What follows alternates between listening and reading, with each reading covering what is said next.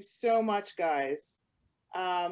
Let Dr. Adang, you are here. Do you want to do the introductions, Laura, or shall I? As you wish, Maria. I'm happy to do it to give you a break, or either way. I'm going to let you do it. I'm going to let you do the introduction. I'm just going to say that the idea for this session was to showcase the remarkable advocates from around the world that we had been meeting through Cure MLD, and they are, I mean, I'm going to get emotional thinking about them. They have done things in their home countries to change legislation, to raise awareness of newborn screening, to work within the tribal healthcare system in Alaska and ask questions about how do we improve care in a rural setting. They have raised awareness of gene therapy. They have been on national television and the national media fighting for our kids, raising awareness of the challenges for reimbursement. So I'm going to let the amazing Dr. Adang, who take over from now on, and I can shut up. Maria, thank you so much for organizing today, and it really is my pleasure to introduce some amazing advocates and help them kind of showcase their story and their journeys and how they become advocacy leaders. My name is Laura Adang. I am an MD, PhD, newly also have a master's in translational research. And my life's mission is to better understand and prepare the rare leukodystrophies for future clinical trial. And I was drawn to the leukodystrophies for many reasons, not the least of which just the connection with the families. But a large part of it is I feel like we're on the advent of a totally different world where we are really going to change this field within my career, and I wanted to be part of that excitement and do what I can to help move it along. And I'm particularly happy to moderate this session. Maria knows me well and knows that health equity and global health equity is a really big issue for me. I have practiced several times in Botswana as the only practicing child neurologist and helped to train the next generation of neurologists in Botswana. And it's really important to me that we kind of understand and reach people in countries where they are, but also make sure everyone has equal access to care and management. So without further delay, I will introduce these really unparalleled and amazing people on our panel today. We have advocates from Alaska, Ireland, the UK, and they're going to share their stories and how they have channeled their work to make some huge differences in their local countries and their local environments. We hope that this will inspire people that are called into this to really further their own communities' understanding and advocacy for MLD, and also the newborn screening process, which in the United States needs to be legislated on the state-by-state level, even after it gets approved by the RUSP. So it really is a local advocacy thing after the national approval. So I've already introduced myself. Jot down any questions that you have. The general structure of this is each one of our panelists, there are 6, are going to share their story. Then we're going to do some guided questions that we think would be relevant and people would want to hear about. And then the last part is going to be answering any questions that people that are in the audience wanted to ask our panelists. So briefly introducing them before they speak, we have Kendra Riley from Arizona, who has traveled the MLD journey twice, one with a daughter in the MLD gene therapy trial and another in the ERT clinical trial. Georgina Morton from the UK, who's chair of the Archangel MLD Trust in the UK and has worked with tremendous efforts towards the UK newborn screen process. April Robson from North Carolina, who's built an online community called Charlotte's Joy. Les Martin from Ireland, who's also been a tireless newborn screening advocate. Erin Main, who is a pediatric occupational therapist in Alaska. And finally, George Drinkwater, also from Alaska, who works within the Alaska Native Tribal Health System and will tell us about his experiences in Alaska. All right, so our first speaker today is going to be Kendra Riley. Hi, Hi, everyone. It's great to meet you. Good morning from Arizona. I'm going to share my screen here briefly so you can meet the family.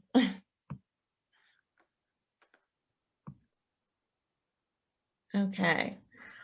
So here we are. That is me and my husband, Dave. He is holding our daughter, Olivia, who is 3 years old. That is in front of her Make-A-Wish swing set that we just got.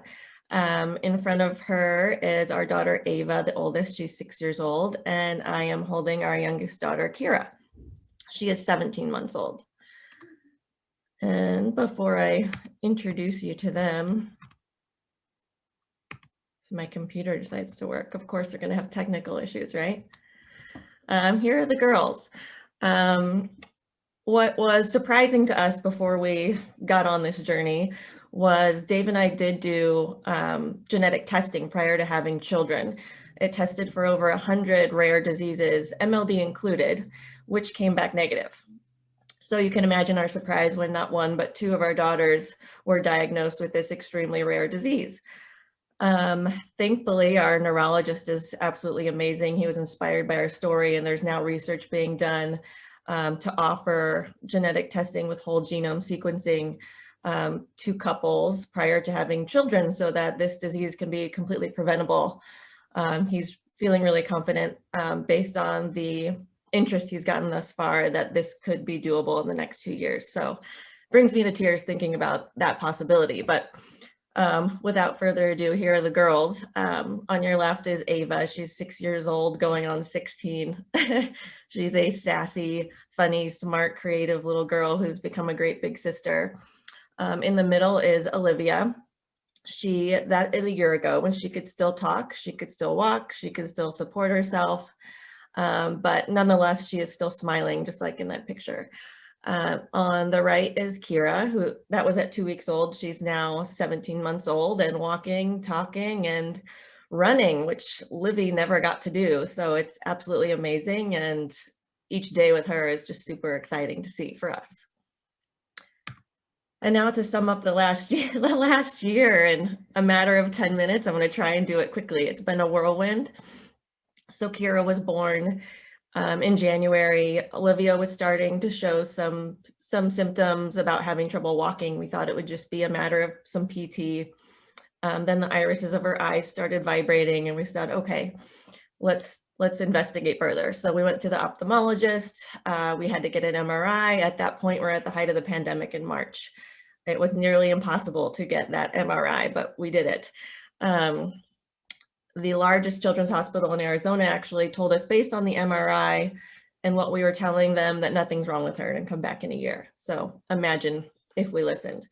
Thankfully, 3 days later, we met with our neurologist now, Dr. Vinod Naranyan, and he knew almost immediately that it was metachromatic leukodystrophy.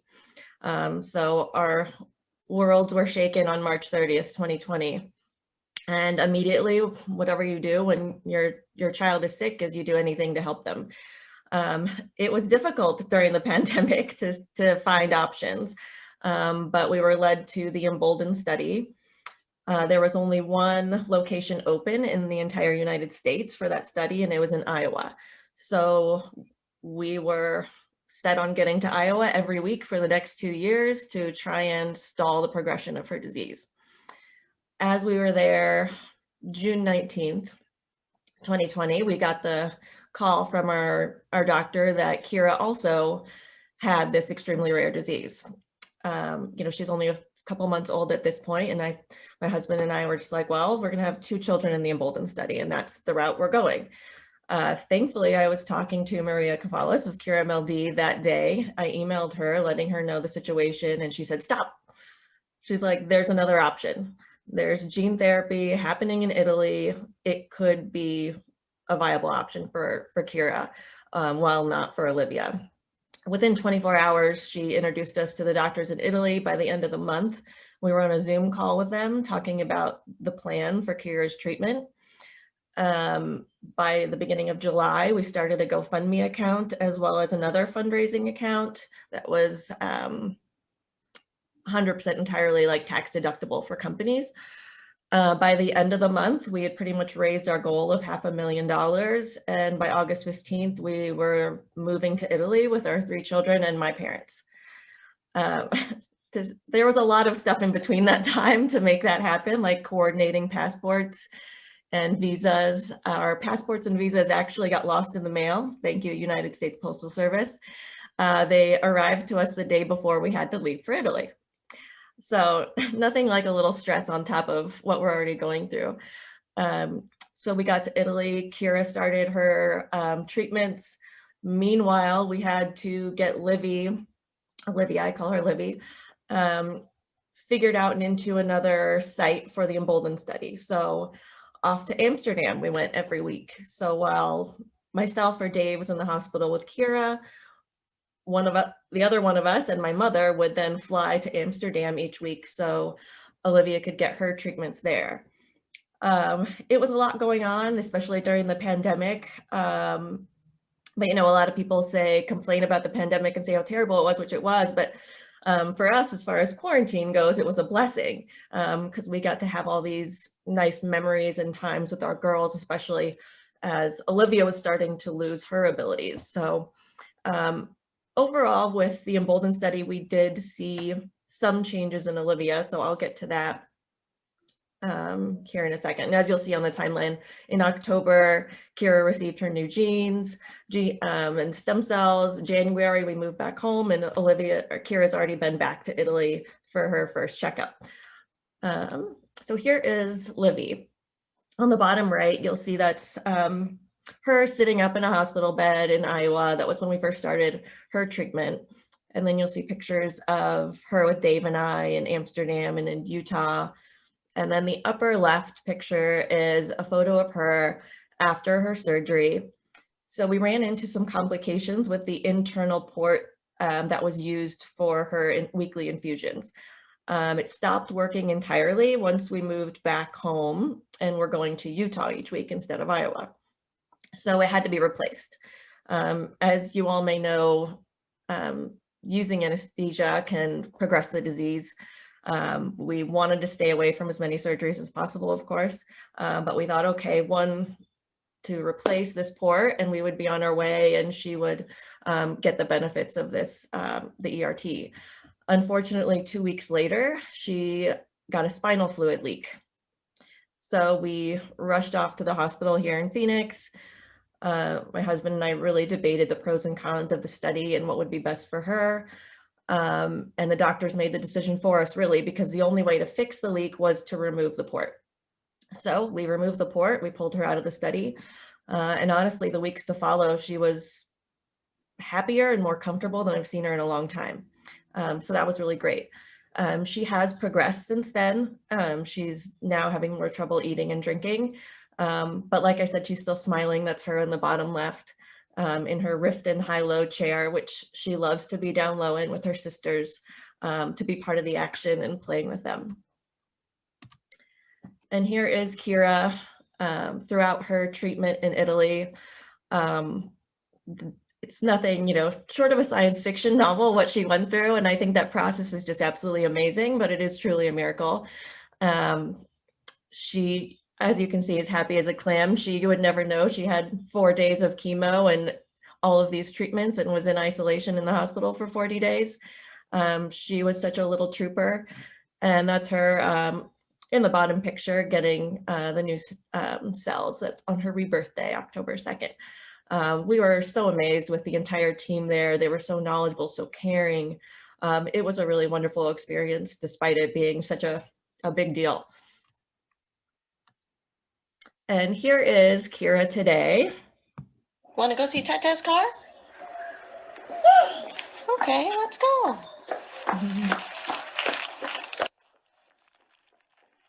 Yes. So it is awesome to see her. I'm excited. She's now running, Maria. It's amazing to see what she's capable of. Talking wise, we still have her seeing her therapist. Our speech language therapist is actually stunned by her progress because she's advanced in communication. So she's saying 2- and 3-word phrases. She's wants to potty train already at 17 months old. So it's really cool and exciting for us every day to just see her progress. We're so grateful, beyond grateful, for Maria and Cure MLD and all the doctors in Italy. Oh, it makes me want to cry, so I'm going to stop. Want to go see Tata's car? Oh, sorry, I didn't mean to do that. So here you go. Here are the girls. Livy actually sitting up in a chair.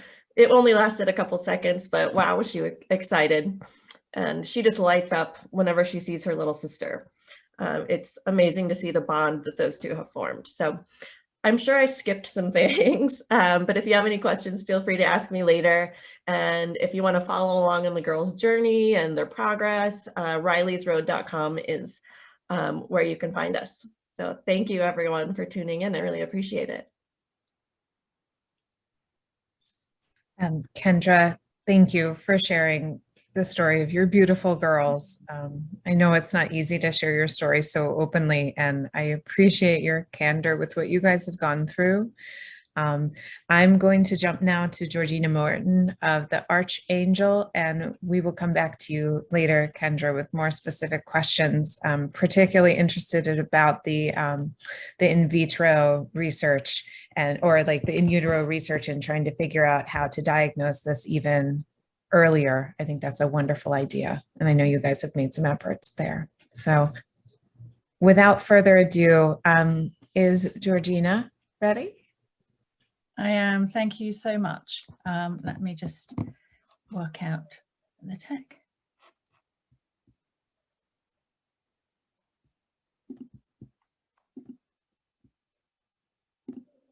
Okay. Oh, thanks so much for the invitation to speak today. It's my absolute pleasure, and great to follow Kendra and hear such another kind of positive experience of gene therapy.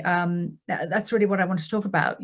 Our families' experience of the same clinical trial and how this led to the formation of our charity and ultimately a campaign calling for urgent review and expansion of the UK newborn screening programme.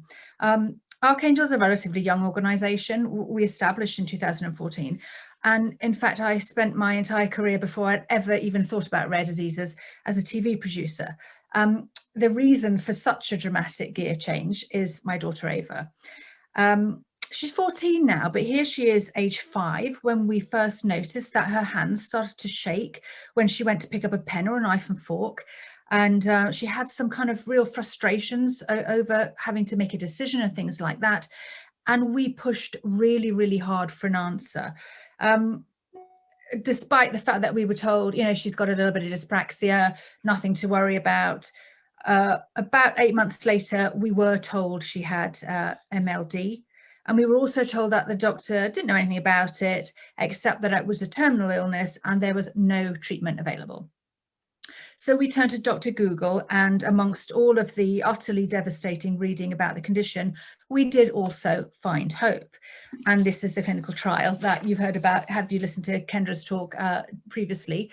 And that was a miracle in itself. The fact that they had chosen MLD to test the theory of gene therapy purely because the progression of the disease is so rapid and devastating that they would very quickly see whether or not the treatment had worked. So in 2014, Ava and I spent 6 months in Milan, including 6 weeks in the isolation unit where she received, the harsh regime of chemo before they took out the bone marrow, corrected her faulty DNA, and then put it back in. You can see this, the rebirth day Kendra referred to in the middle picture. And my husband and elder daughter flew back and forward every weekend, so we swapped children for a night and for me to have a break from isolation. And Ava was the 12th child in the world to receive this treatment, and at this point we met all of the children who had gone before her, and it just struck us how remarkably well they were doing, with most of them showing no signs of the disease several years post-transplant. However, most of the other children were treated as pre-symptomatic babies, essentially diagnosed because they had an elder sibling with advanced disease. So we really didn't know what Ava's outcome would be. She did have some disease progression in the 12 months post-transplant whilst the treatment was still taking effect. However, her disease has been stable now for over 5 years, and she does still have a great quality of life. So we're eternally grateful for that. And at this point, you know, over 30 children have been treated on the trial, and it has essentially proved that the earlier the intervention, the better the outcome. But whilst incredible medical advances are being made in developing treatments such as this, you know, the reality is most children are sadly still diagnosed at a point where it's too late for them to be helped. So when we received our treatment for Ava, we felt very strongly that we wanted to give something back and try and get more children to this treatment. We set up Archangel. We're a registered charity. We had very basic aims to support teams around the world working on treatments for MLD, to award grants to help make the lives of UK MLD affected children more comfortable, and to really push hard to have all babies tested for MLD at birth so they have the best possible chance of intervention. So I really needed to educate myself in newborn screening. And I started collaborating with a number of key rare disease organisations in the UK, leading scientists, clinicians, big pharma companies who were working in rare diseases. And whilst it was extremely encouraging to find so many dedicated people also pushing for newborn screening for various other disorders, I was also met by a really harsh reality that newborn screening in the UK is a very difficult and frustrating landscape. So how does it work? Well, all countries are using the same World Health Organization criteria to assess whether a condition should be added to their country's screening programme.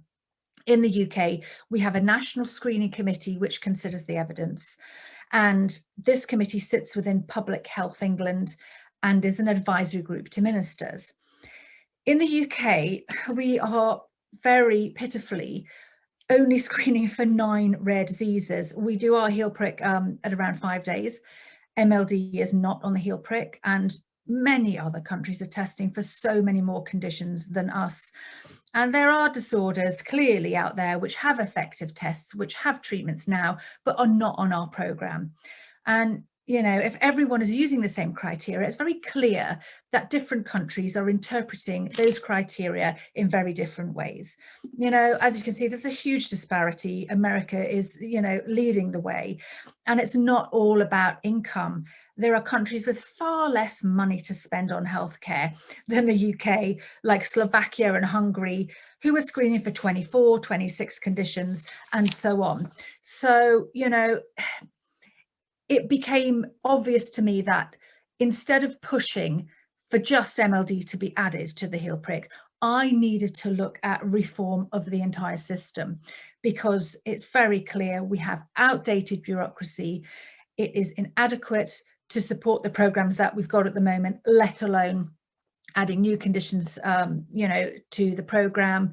Newborn screening in the UK sits within all of the wider screening programs for the population. So we end up, you know, conditions going forward to be considered end up jostling for attention with cancer screening programs, you know, with heart screening programs. And it's not to say that one is more important than the other, because it isn't. They should all be given equal consideration, but our committee doesn't have the bandwidth. So newborn screening, because it affects less people, ends up right down the hierarchy and also in this ridiculous processing queue.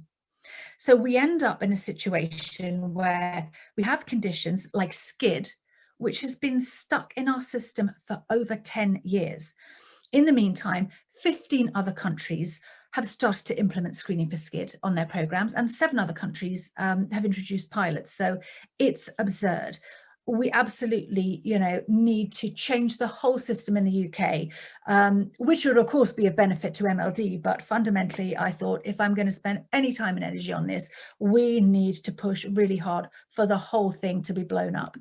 So luckily, we had a general election at the end of 2019, and this gave me an excellent new member of parliament, who you can see here in the House, Nikki Aiken, MP, and I took this to her as her first campaign, and I pitched it to her, and she was just absolutely disgusted by the inequity of our system when I brought it to her attention, and she really cares genuinely passionately about this issue and is also fiercely ambitious, which helps. So we got this great MP on side. We joined forces, we created a campaign, we launched it on Rare Disease Day 2020, and we had some fantastic press coverage, including this, which is the entire page 4 of the Daily Mail newspaper, which is apparently unheard of for a health story in the UK. So that was great. Nikki Aiken gained the support of over 100 MPs and Lords in the House. She secured us a debate with the Health Secretary, who said he was fully supportive of the call for review and reform. Fantastic. We got off to this brilliant start. And then, of course, COVID knocked the wind out of our sails. In the meantime, we carried on working on this in the background. And ironically, COVID has actually done us a favour because it has highlighted some real fundamental flaws in our health system. And as a result, Public Health England itself is now undergoing a major restructure. And at the same time, the UK is putting a huge amount of money and energy into genomics because they want to be seen as a world leader in genomics. So we're using both of those things to our advantage, and we've reinvigorated our campaign. Here I am, bottom left, talking to the head of Genomics England and their chief scientific officer, because we've now refocused our aims in order to ensure that we cut through all of the health issues which are now jostling for position. Now that we're on top of COVID, we hope, with a really fantastic vaccination program in the UK, there's now a huge backlog in issues which are vying for position. Cancer treatments are, backed up with horrendous delays, orthopedic surgeries, etc. So we needed to have a really clear ask in order to have a position in the health agenda and in the press. So firstly, we took a long, hard look at all of the flaws in our system, and we decided, instead of calling for a full reform of the system, which frankly would, review would take years, we came up with 3 overarching policy changes which would solve the fundamental flaws in our system. And secondly, we decided we would get policymakers to engage in this with a new angle. So not only do we need to dramatically improve our system now, because time is of the essence for all of these children where treatments and tests already exist, but we're using the angle of we need to future-proof our system for all of the advances in science and technology, which are coming at a tremendous pace. Genomics, gene therapies need to all be assessed by our screening committee to show that they meet ethical considerations. We have the systems in place for when a screening program, could be up and running. We then have the support systems to unfold afterwards. And so we've taken the angle of, let's join forces with Genomics England. Let's attend all of their policy change meetings and push for changes under their umbrella, because genomics is flavour of the month. And I can't tell you how many doors that suddenly opened. And the third thing we've done is really called on the entire rare disease community to join forces and echo our 3 key policy change asks. There'll always be campaigns for individual conditions to be added to the heel prick, but this way we will represent the strongest, loudest voice. So, feedback I've had from policymakers is multiple campaigns can be really confusing, and they can also make policymakers ask the question of, are there divisions in the rare disease community? Which actually was quite a surprise to me. Both of those things, both of those concerns, whether justified or not, essentially gets your issued pushed to the bottom of the pile. So we decided if we would unite the community, and everybody is asking for the same thing, and we have a huge campaign which is reiterating the same message over and over again, hopefully we're going to cut through all of the other noise and make an impact. The good news is the strategy is working. Nikki Aiken MP tackled our health secretary again in Parliament just a couple of weeks ago, and he reiterated his commitment to change in the strongest possible terms. He said he was 100% committed. He wants to see the programme expanded. So this is all good. We still have a long way to go, but this does feel like a really pivotal moment for change in the UK, and that's really exciting. So I guess that just leaves me to say, watch this space. And thank you so much for listening. Thank you to Cure MLD for your collaboration, and your tireless support for families affected by these horrendous conditions, because this collaboration has helped our campaign in the UK enormously. And we hope that through our experience, we're able to help other campaigns as well. So, I'm really looking forward to joining the panel discussion and hearing questions. And thank you for listening. Thank you, Georgina. I am blown away. What an amazing job you have done. One of the things I'm so struck by is this idea of unifying our voices in order to empower them. I think that's a great approach, and I can't wait to ask you more questions about that. Next, we're going to talk to April Robson about her experience. April, are you ready? Yes, I am. Thank you. So my name is April. Thank you all so much for having this platform today where we can all connect in what is typically an isolating kind of journey. It's just nice to see faces and see that we're all doing hard things together. I'm here today to share a little bit about our experience. I'm going to tell you about my wonderful daughter, my whole family, and I'm going to talk a little bit about how we share our story, why we share our story, and the questions that I ask myself every single day about us sharing our story. We live in Charlotte, North Carolina. My husband, Ian, and I have 3 children. Usually when I'm in the grocery store checkout line and someone says, how many kids do you have and how old are they? And I say, well, they're 3, 5, and 7. And they say, whoo, your hands are full. And I'm like, oh, honey, you don't even know the half of it, because we all do so much with having a sick child. So my oldest daughter, Camille, is unaffected, but we found out later she's a carrier. My middle daughter, Charlotte, is 5, and our son is 3. So we had a very sort of normal life where we had 2 little girls. Life felt very full and easy. When Charlotte started not walking at 12 months, I'm a pretty easygoing mom. I thought, all in her own time. Pediatrician said, I have 0 concerns, April. Let her do her thing. But if she's not walking at 18 months, we'll start PT. You know how this story goes. We started PT at 18 months. We made a wee bit of progress. Things felt promising. And then it just seemed like we were, the battle to get Charlotte walking was getting harder and harder. And she was slumping over.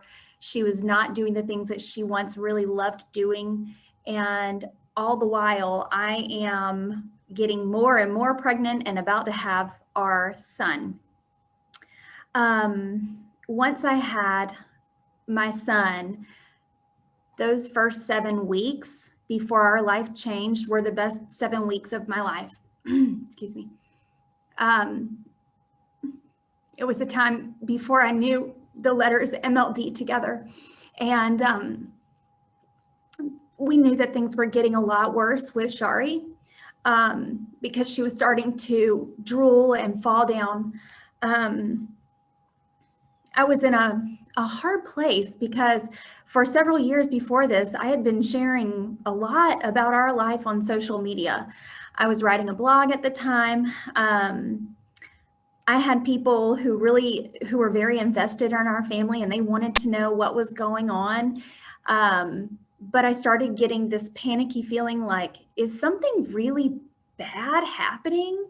And is this going to play out in front of a lot of people? Like what is about to go down?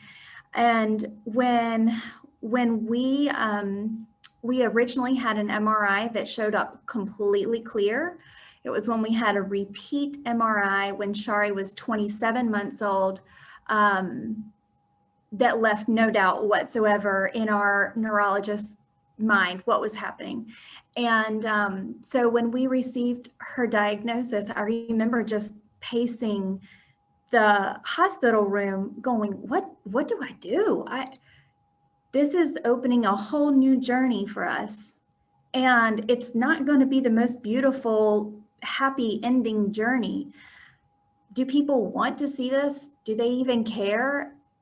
How much is fair for me to share about my daughter's life, especially when things get very, very hard? And a couple of years in now, almost 3 years in, these are still questions that I sort of tap in to myself and ask myself often, because I want to make sure that in our journey, I am still the protective parent that we're all trying to be.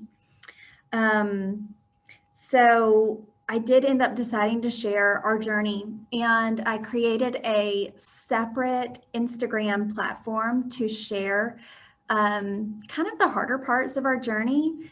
And a lot of that was to protect my heart, because I knew that I needed a separate space. I wanted to document some of the hard things, but I needed it to live separately, so that if there was a day that I felt I just needed to sort of not look at the hard parts, that it would live aside from my main sort of family feed. Let me just show you a little bit. Let's see if I can. Okay, let's see if this is going to. So this is Charlotte's page. This is my beautiful daughter. Now, this picture was taken when she was under 2. So you can see her standing up, supporting herself. She's got that beautiful head control, and she just looks like a doll. This is the way I always just think of her. This first picture that you see in the grid here is our family a few weeks ago. And so what I try to do with this page is really just share all of the things. There's Shari on a swing. These swings are amazing. All the parts of our life that I do really, really want to remember. All of the parts too that I kind of want other people to see. As I mentioned, we are in a very isolating kind of journey, and there is something so special about connecting with other people that are on a similar journey. I have been amazed at how many people have reached out to me and have said, I just received a tough diagnosis for my child, and I went back and looked at all of your information, and I felt like I could do this. I felt like I could get done what I needed to for my child. And I feel like there is a lot of beauty in that. So if you are comfortable sharing what's going on, then I think that's a great thing. I'm going to just pop over. So this is the blog that I used to write, and this is Charlotte's 1 month update, lots of pictures of the sweetest little newborn. I love now knowing that I've got these pictures forever saved. And the last blog entry that I did, I don't have much time anymore for blogging, and that's okay. I did a recap of the first year of our journey and sort of what I've learned. These kind of things are going to be things that you all know. I've learned which type of extender I love, which pump I love. I've learned which syringes I love to use. I've learned what flush means. I've learned how to measure in cc's. I've learned how weighted stuffed animals are heaven sent, and how to connect and read a pulse oximeter, and what to do when it alarms loudly at night. This is part of our journey, but I think there is a part of me ultimately that loves sharing what our lives are like, because it's normalizing it all. I want other people to see, what does it look like for a child to have a G-tube, and why is it not that scary? When my 7-year-old has friends that come over to the house, I want them to see, yes, this is Charlotte's wheelchair. This is her activity chair. At my son's birthday party the other week, one of the nurses walked up to us and we had a couple of neighborhood friends over. She didn't even realize she had a large, like a 60 ml syringe in her hand, just giving Shari a water flush. And she was just standing there kind of holding it and talking to a little boy, and you could see his face, and he said, "Is that a shot?" And it just was so endearing to me, because I thought, oh my gosh, it looks like a giant shot. He's probably terrified, but I love knowing that our neighbors and friends and our friends even on social media are starting to see this is how our life looks. None of us are ever guaranteed anything in life. Our story took a turn that we weren't exactly anticipating, but we're doing what all parents do, which is we roll with the punches. We do the best for our children. We equip them with what they need in life. And when I continue to ask myself, am I doing the right thing by sharing our story? Am I doing Charlotte justice by sharing part of her journey while still trying to protect certain areas, certain things that I'll never post about? Ultimately, I do feel good about it because of the connection, because of the normalizing. And so that's what makes me continue sharing our journey.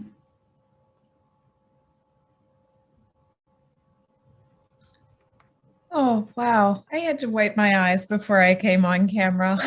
April, thank you. Thank you for the gift of letting families know they're not alone. I imagine you have reached more families and helped more families than you will ever know. I hope so. Oh my goodness. Ah, all right. Now we're going back across the pond. We're going to talk to Les Martin next and about his journey in Ireland. Thank you. Hi guys. Can you hear me okay? Yeah. My name's Les Martin. I'm here in Ireland.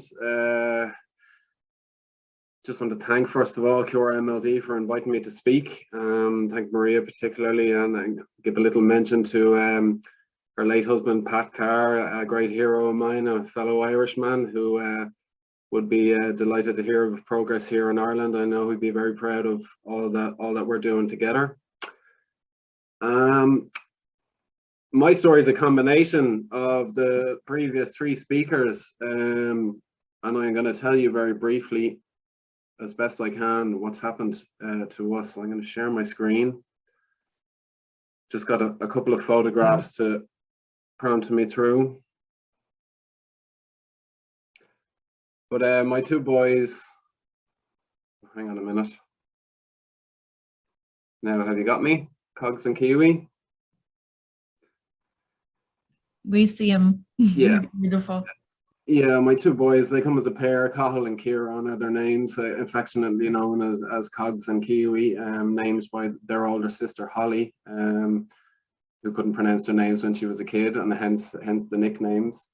But Cathal and Kieran were both diagnosed in the same week. It was quite an odyssey, a diagnosis odyssey for Cathal, which took so around the time he was about 18 months, we started to see that he wasn't progressing to certain milestones, and he was slow to walk. And at the age of 2, we received his diagnosis and the follow-up genetic tests on his younger brother.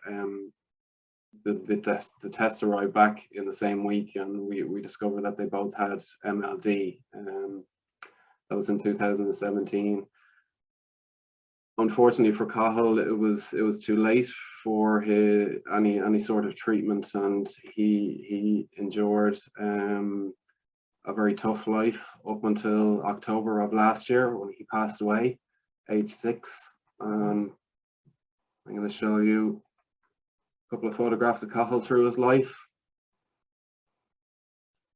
He was a great little boy. He grew up strong and was fine until he was age 2. And this is him age 2, Christmas time. This is him age 3. We were actually in Milan at the time.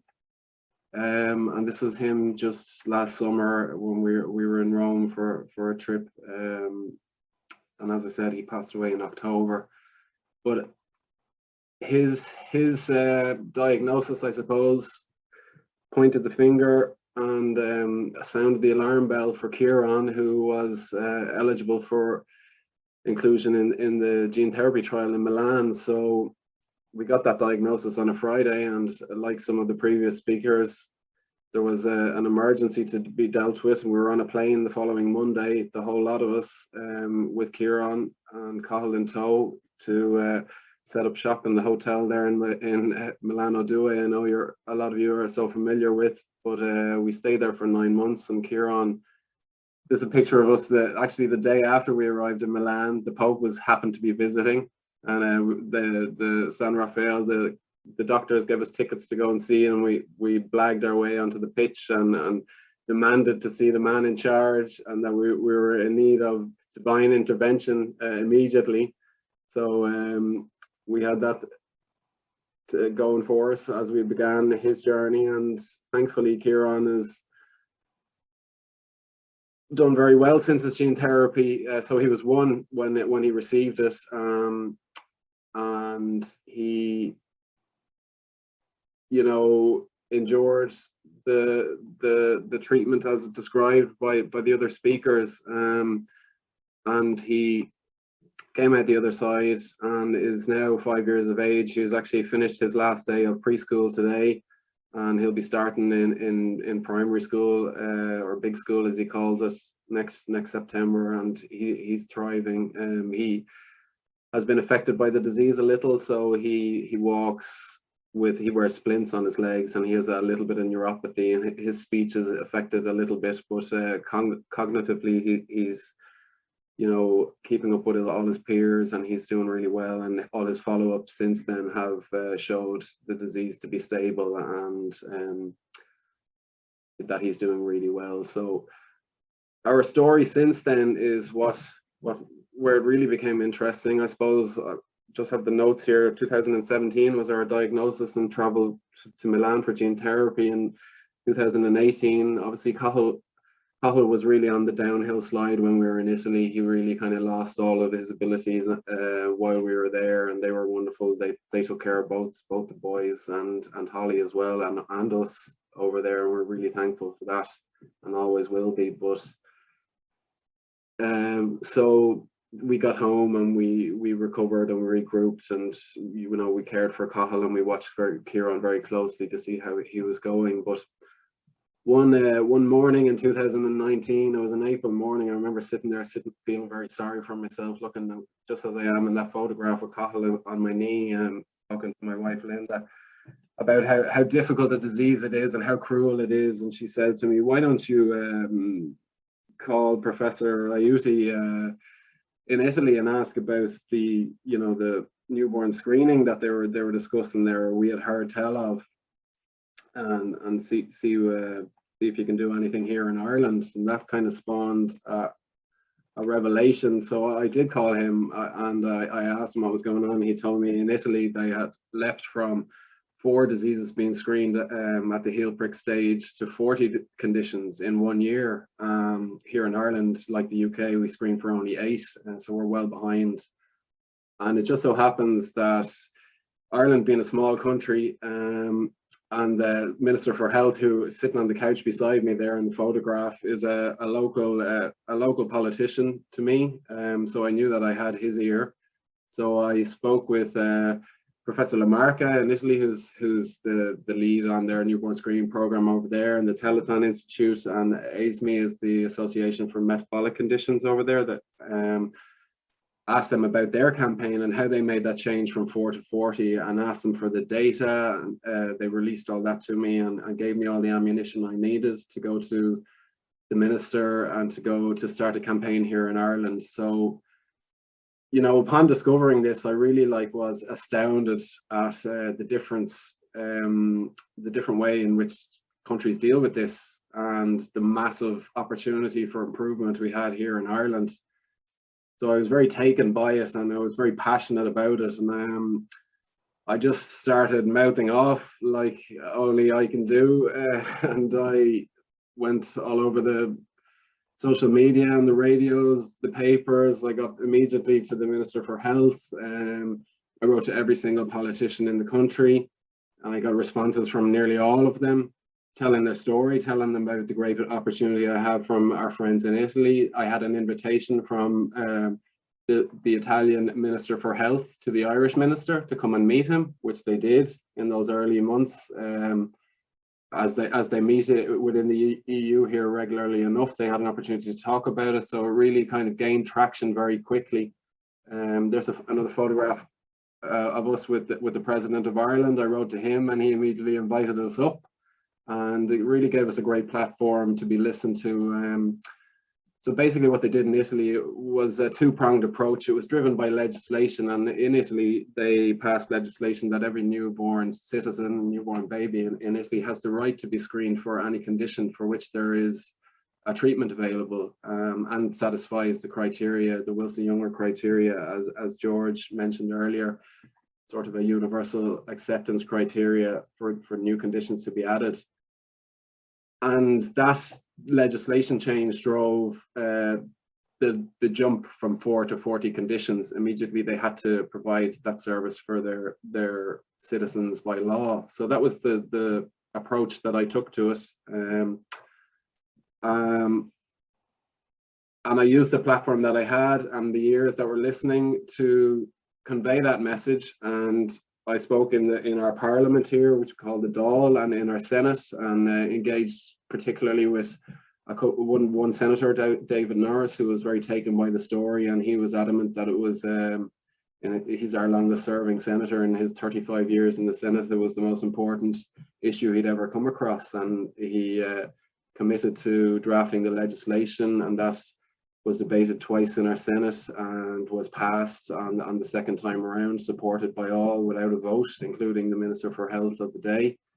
And it has to progress this year into the House of Parliament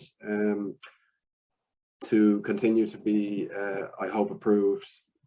I also joined the National Rare Disease Task Force. So again, looking for the platform, looking to add weight to the story and the campaign. I engaged with all the official kind of groups that were out there, which I had not done up till now, including the MLD organisations, Cure MLD, and in the UK, and MLD Foundation, but the Rare Disease Task Force, Rare Disease Ireland, and the Rare Ireland's Parents Group, and I'm on actually the board of each of those organisations now, a couple of years on, and have adopted some of their agendas to push forward at those different platforms. And we really made some huge progress. So initially, you know, the story sounds very dramatic, but it's a ferociously complicated topic, as many of you will know who have any dealings, and George spoke about it there. It's really a mess here in the UK and in Ireland in how they deal with it and how it's regarded. So it required the National Screening Advisory Committee to be established, which was done by the Minister of the day. And they immediately were tasked with the review of the newborn screening program here in Ireland. Amongst the European countries, we're very close to the bottom of the league table, I suppose, in terms of the number we test for. That happened in 2020. And the legislation passed through the Senate, but same as George mentioned, on account of COVID-19, there was a huge slowdown in progress, but the work was in motion, and I felt like I could ease off on my campaign and my frantic ranting like I'm doing now, trying to convince people that this is the right thing to do. It gave us a nice opportunity again to spend a bit of time with Cathal in his last months as well, and to take the focus away from you know, that campaign, and to kind of close shop again and enjoy our time together. In 2021, only recently, the work has started again back in earnest.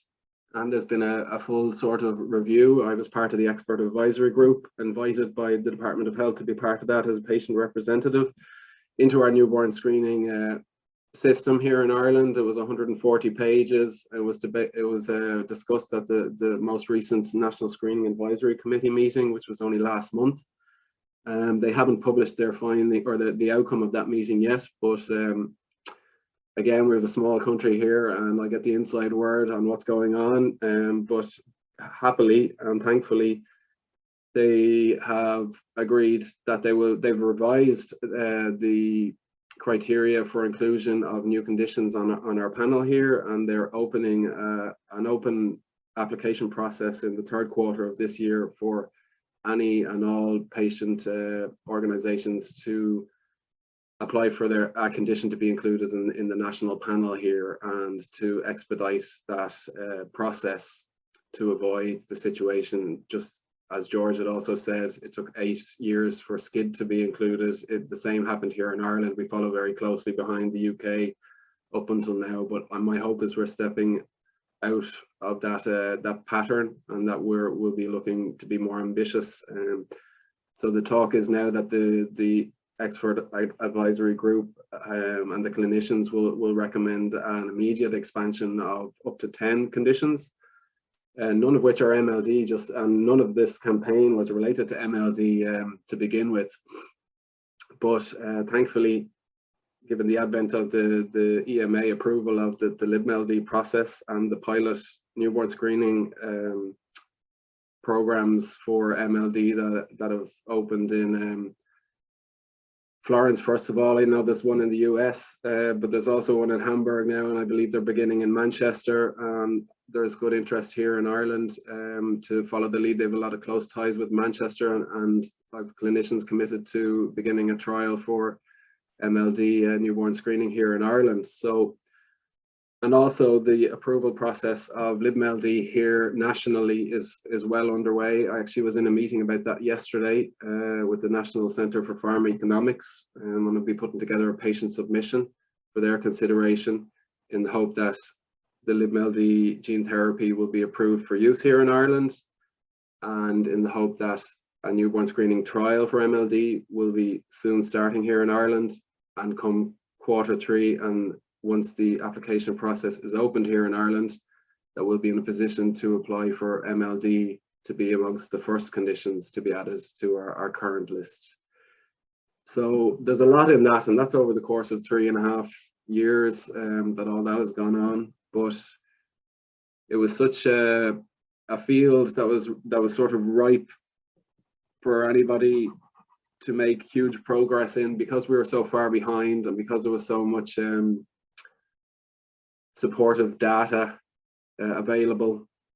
I'm glad and proud to say that, you know, for the most part, our politicians and our clinicians had listened, and were in agreement that we really need to make a drastic change here in Ireland, and that's hopefully what's happening. So my hope for the rest of this year and next year is, as I say, we'll progress towards a total solution for MLD here in Ireland through newborn screening and the approval of the gene therapy, which go hand in hand, in my view, and that the legislation that will support that will continue to progress and be approved, and that we'll see a wide expansion of newborn screening here in Ireland.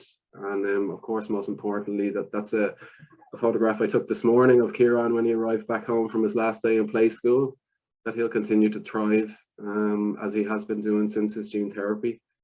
And that's a little picture of Holly there. She's a qualified doctor and nurse and counsellor, and that's her brother Cathal there sitting beside her, and just, you know, while he was well. And that's my story, and I'm delighted to have the platform to share it amongst people who know all about what I'm talking about.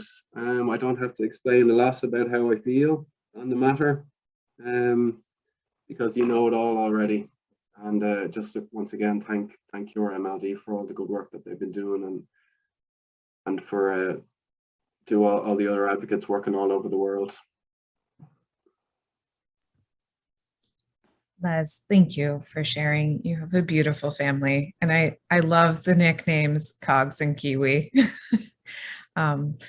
I am really impressed with how much you have accomplished in such a short period of time, and you can serve as a mentor and an aspiration for many of us as we learn how to really push through against a system that isn't really built for change. So thank you.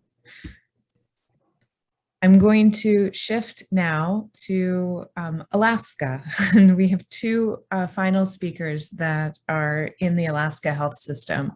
The first person that's going to speak today is Erin Main, who's an occupational therapist. And I would love to hear her experience of MLD within the Alaska system.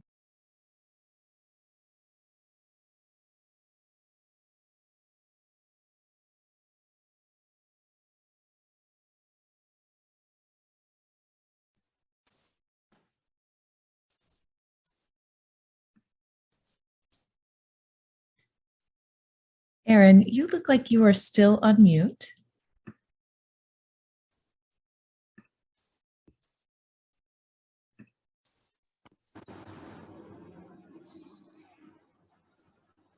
Classic Zoom mistake. Here we go. You're new to it. It's fine. It's your first time on Zoom. Okay, great. Well, I can start again then. I'm Erin Main. I would just like to start today with a land acknowledgement. I'm presenting today from Fairbanks. I'm normally located in Anchorage, but today I just want to acknowledge that I'm on the traditional lands of the Athabascan people, and just sharing story on behalf of my position with South Central Foundation and my work within the Alaska Native community. So South Central Foundation is a tribal health organization, one of many here in Alaska. You can see the logo down in the right corner there. I'm going to give you a little overview today of the Alaska Native medical system, because I think it's a really pertinent conversation to frame sort of the state of which MLD is, the way Alaska fits into the larger community of MLD. So I'm going to start with kind of an overview quickly of the Alaska Native medical system, and then I'm going to go into kind of my experience working as a pediatric therapist within the Native medical system, and what that's like, and how important that is to have a therapeutic presence with MLD.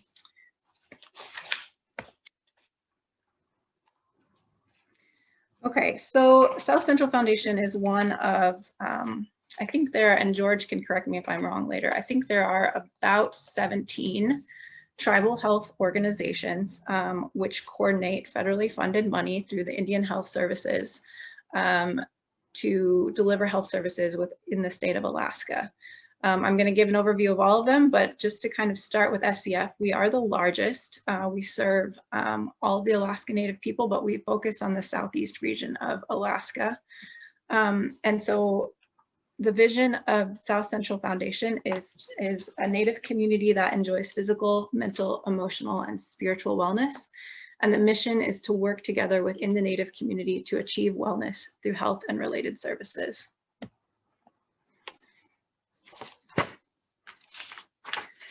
So a little bit of background here, and depending how far back you want to go into the history, you certainly can dig, but I think it's important to remember sort of the colonial presence in the Americas, and particularly in Alaska, and what that means for the state that we find ourselves in today.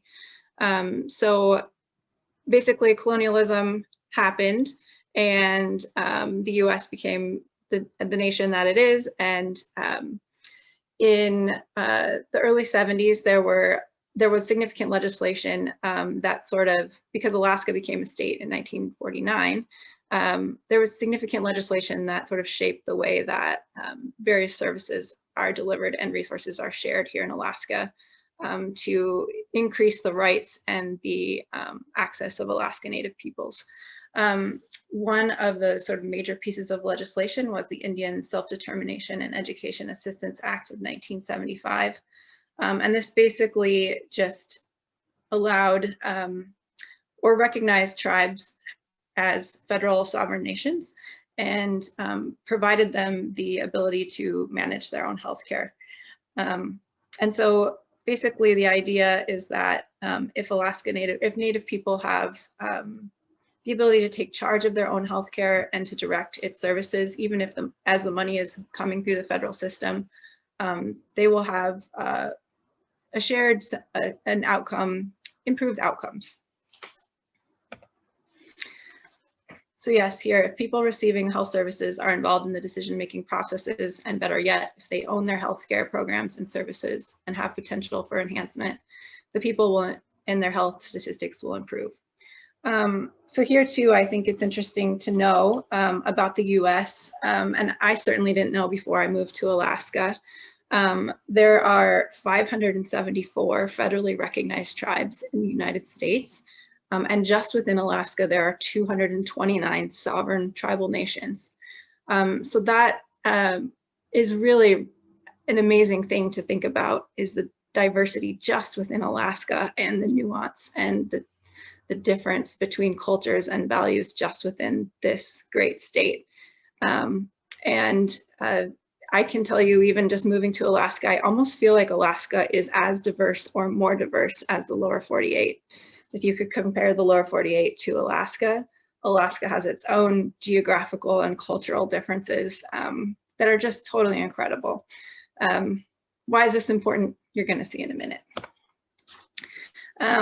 So in any case, just kind of framing the idea that that monies come through the federal system, Indian Health Services, and then are funneled to these tribal health organizations. And there are two main large tribal health organizations, and then there are several smaller, more regional tribal health organizations. I work for one of the largest, South Central Foundation, and there's a partnering organization called the Alaska Native Tribal Health Consortium.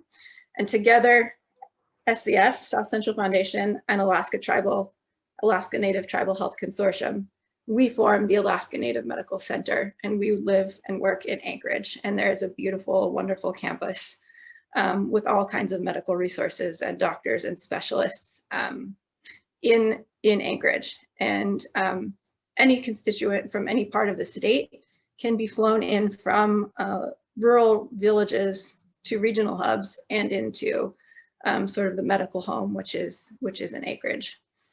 And I guess all that is to say too is I assume you all know that there are not really any roads in Alaska, or at least not very many. And so a lot of the way that healthcare is accessed is through boat, four-wheeler, and smaller airplane and large airplane, and lots of alternative types of transportation to just live and thrive in this very diverse geography. So kind of to summarize, if I could summarize the Native medical system, or at least South Central Foundation, in a very succinct way, I would say that it's this idea of customer ownership. And we do not call our clients or patients. At South Central Foundation, we refer to the people we serve as customer owners, because they are, because of the system that has been created, there is a level of engagement that comes from understanding that Alaska Native people have ownership of their healthcare system, and they are making the decisions and deciding how things are run and deciding how to allocate funding. There's a whole model and a lot more that you can learn about this. And if you're interested, I'd be happy to send you links for that. But certainly through South Central Foundation, you can learn more about this model, which is called the NUCA system of care. And all of this sort of frames the rest of my comments about MLD. So we'll go a little bit more into story here. Well, and this is important too. So this is just speaking to the tribal networks within Alaska. This is kind of a high level overview of where different cultures are located in Alaska. So you can see there the red is currently where I'm at today. I'm up in Fairbanks, but Alaska is actually down in the purple part, just on the very tip of sort of the elephant's mouth, if you were to imagine there. But we see in Anchorage, we see people from all over the state. So we really get to meet and work with many, many diverse peoples. Okay, which brings me kind of to where I come into this story. So I grew up on a farm in the Midwest. I spent a lot of time working outside. I really love experiential education, outdoor leadership. I decided to become an occupational therapist. I wanted to keep working in the mountains, living in the mountains, and I married an Alaskan. So I moved to Alaska with, you know, big heart and just wanting to be outside and to continue my sort of work and ideas. And my first job out of school, my husband's sister has worked for many years in the inpatient department at the hospital, inpatient pediatrics as a nurse. And so she hooked me up and I was hired as a pediatric occupational therapist. And this is also interesting because this department was brand new the year that I started. And this is the first time that within the Native medical system, they have had access to pediatric therapies in-house. So this is the first time that speech, PT, OT, all these therapies are offered within the Native medical system. So brand new department, huge organization, fresh out of school. And 3 weeks into my job, I get this referral: developmental regression, unstable gait. The referral came in like that. We learned later that the referral was for metachromatic leukodystrophy. And so as a brand new student, I did what any good student would do. I went to Dr. Google and I started learning about this disease. And I wanted to be able to take anything and try anything and be ready. But I really had no idea what I was stepping into. So as I was beginning to research and ask questions, I learned that the numbers in the Alaska Native population, the prevalence is very high. And of course, as you all know, the prognosis is poor. I'm going to share the numbers here with you today just because it frames our conversation and sort of maybe the thrust of where we can continue to develop relationships and think about shared interests. But the prevalence in North American and European populations is 1 in 40,000 to 100,000. And the prevalence in the Alaska Native and American Indian some American Indian populations can be as low as 1 in 2,500. So those are pretty surprising numbers. And short of keeping this a numbers game, I want to keep the focus on the story and the feeling and the families. And I just thought to myself, like, wow, what am I in for? And in the interest of keeping the conversation a little bit lighter here too today, if anyone, this is David Byrne, and if you guys need to pick me up, he has a great new musical out called American Utopia. It's wonderful, so definitely check that out.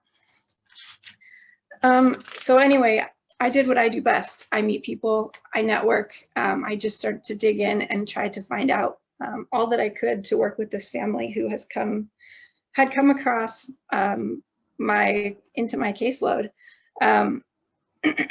And I reached out through Facebook and Google and came across Maria Kafalis and had wonderful conversations with her. Also met a lot of doctors and physicians within the organization at South Central Foundation.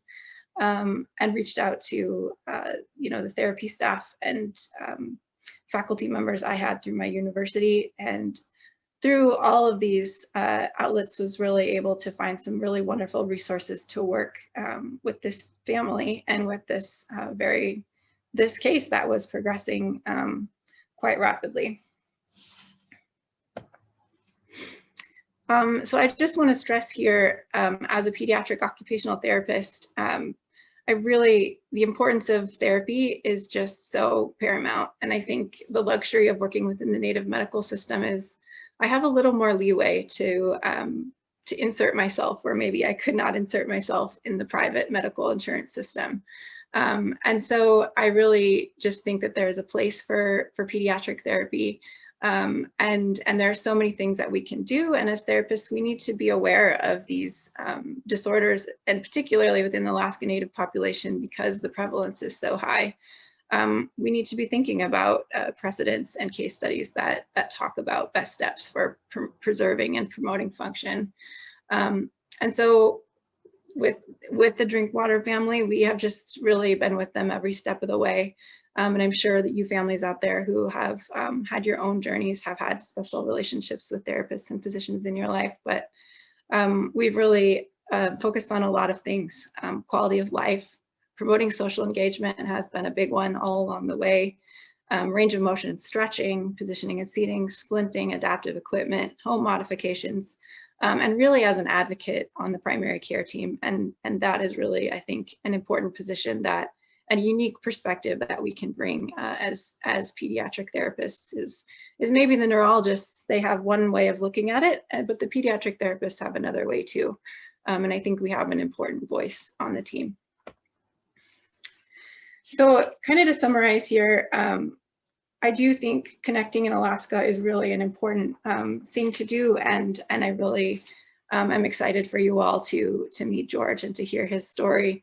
But really, I want to emphasize that the way to connect here is through relationship and through story. And that's something that's really important at South Central Foundation, and something that we do each day and work with.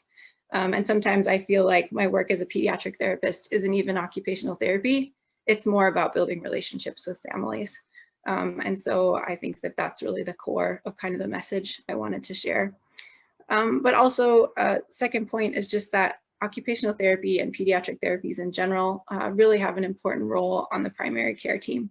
And no matter who you are, if you're a neurologist or a family member or a physician, please include those therapists, because we do have things that we can offer to help along the way. And so, yeah, just more opportunities for education and networking are also and always welcome.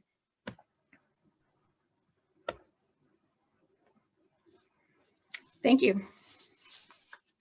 Thank you so much, Erin. I'm excited to hear more in the questions section about the unique challenges and the ways you've been able to kind of adapt your more traditional training to the Alaskan Native health system.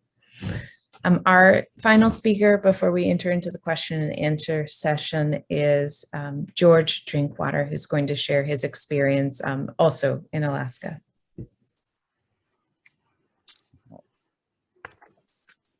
There we go. Now, yes, continue.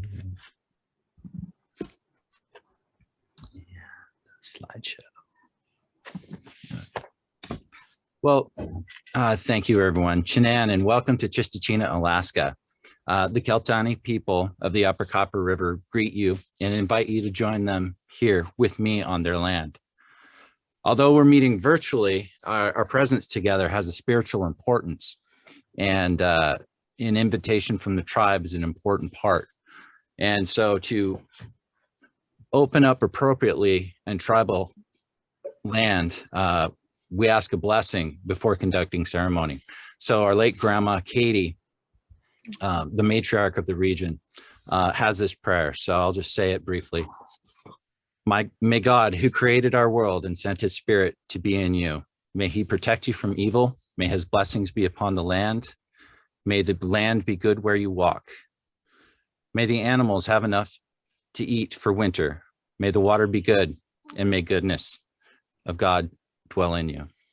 Amen.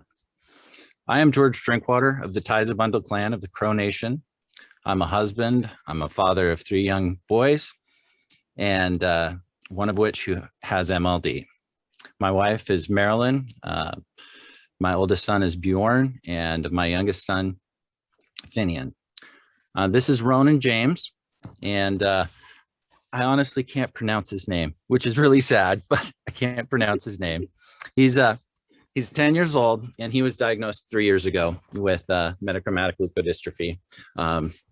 3 weeks apparently before he was on Aaron's schedule. And so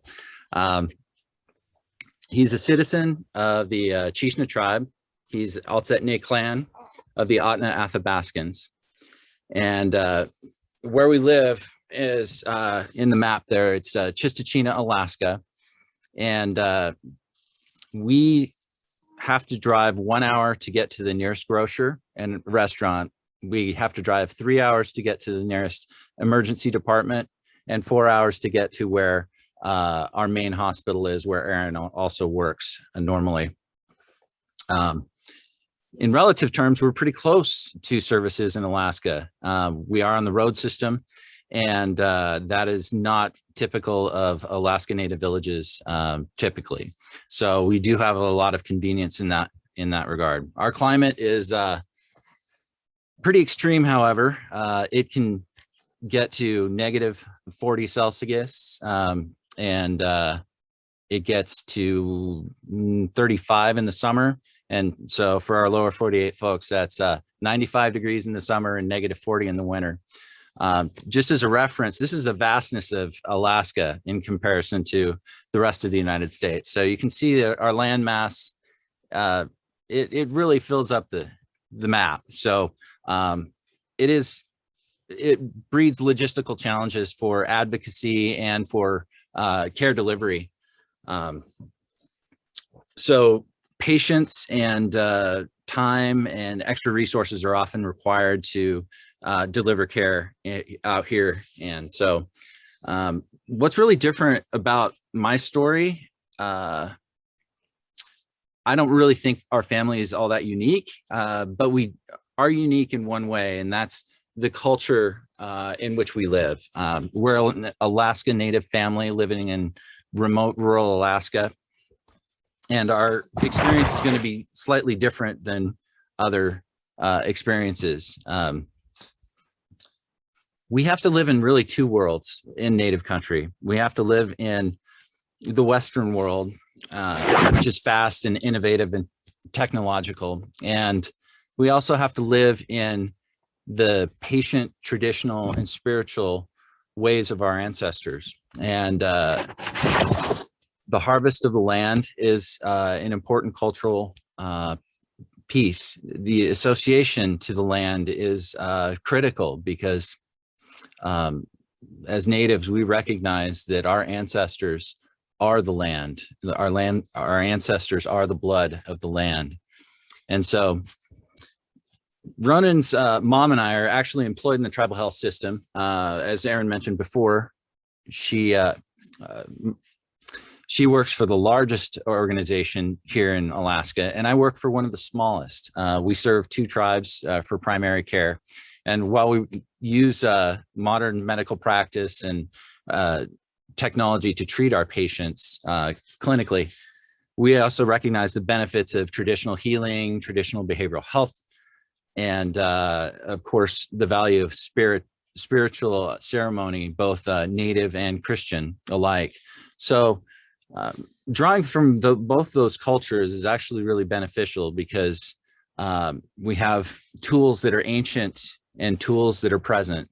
We have the sacred and the secular, and all of those things work together to give Ronan the best care he can experience. So the problem that we have in Alaska, other than our vastness and our isolation from one another, is that there are so many different people groups. Erin mentioned the 200 plus tribes that exist here, and they all do have different cultures, different mores, different ways of approaching their land and their harvest. And so a lot of families are really isolated. And so the challenge for Erin and myself and other advocates that will come later is really to have enough time and information to go out and meet the people that we would need to meet. And COVID really ruined everything this year. There was a lot of shutdowns. Some villages actually closed their borders because all the Native tribes are sovereign in their own right. So I can't speak for any other tribe other than my own. And many rural Alaska Native people don't actually ever access the care in Anchorage. They just access local care, primary care. And really there's not been a screening checklist or a standard for our providers, our local providers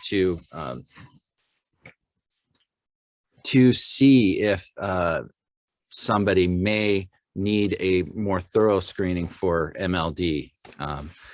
So our story really is that 3 years ago, it was out of the blue. And even though I'm in the medical business, I didn't know anything about MLD. I was what's MLD? I was shocked and disheartened, of course, but you know, we still have, he's a great kid, and he's working very hard at just being joyful. He still loves to occupy a space when watching his brother run dogs or play hockey.